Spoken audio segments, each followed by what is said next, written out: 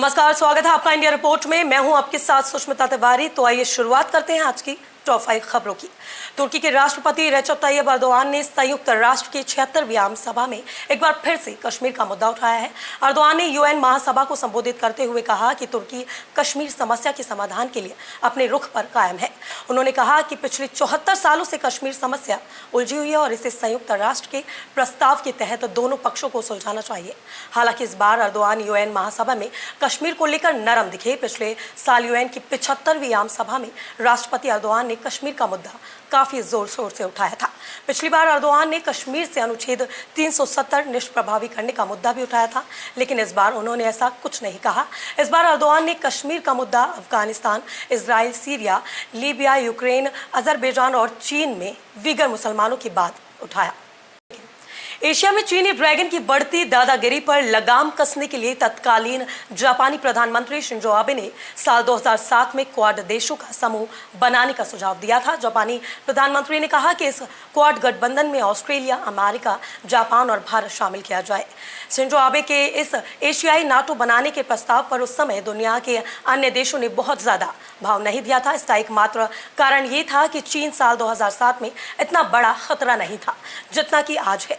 चीन की आक्रामकता बढ़ने के बाद क्वाड को आगे बढ़ाने पर सहमति बनी, लेकिन अब अमेरिका के बनाए ऑक्स के सैन्य गठबंधन से जापानी गठबंधन के औचित्य पर ही खतरा पैदा हो गया है।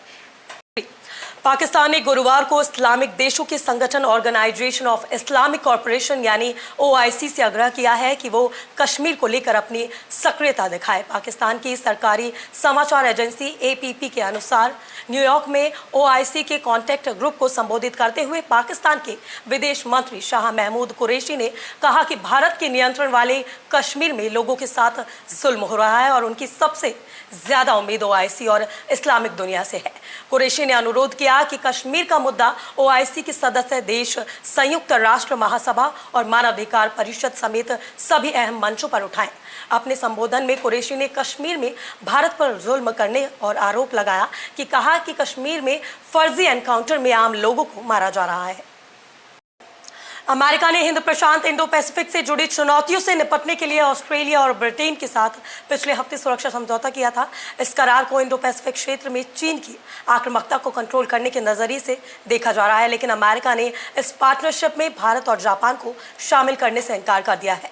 अमेरिका, ब्रिटेन और ऑस्ट्रेलिया की पार्टनरशिप को AUKUS नाम दिया गया। इसका मतलब तीनों देशों के नामों से है। इसके विस्तार से जुड़े सवाल पर व्हाइट हाउस की प्रेस सेक्रेटरी जेन साकी ने बुधवार को एक प्रेस कॉन्फ्रेंस में कहा कि इंडो पैसिफिक की सुरक्षा के लिए की गई पार्टनरशिप में किसी और को शामिल नहीं किया जाएगा। दरअसल एक रिपोर्टर ने साकी से ये सवाल इसलिए किया था क्योंकि अमेरिका में 24 सितंबर को क्वाड देशों की मीटिंग होनी है और क्वाड में भारत और जापान भी शामिल है। ईरान के नए राष्ट्रपति इब्राहिम रईसी ने संयुक्त राष्ट्र महासभा के पहले संबोधन में अमेरिका को जमकर निशाने पर लिया है। रईसी ने कहा कि ईरान पर प्रतिबंध को अमेरिका जंग की तरह इस्तेमाल कर रहा है। रईसी ने यूएन में अपने पूर्ववर्ती हसन रूहानी से भी ज्यादा सख्त रुख अपनाया। रईसी ने पिछले महीने ही राष्ट्रपति पद की शपथ ली थी। इब्राहिम रईसी ईरान की सुप्रीम कोर्ट के पूर्व चीफ जस्टिस हैं और उन्हें रूढ़िवादी माना जाता है।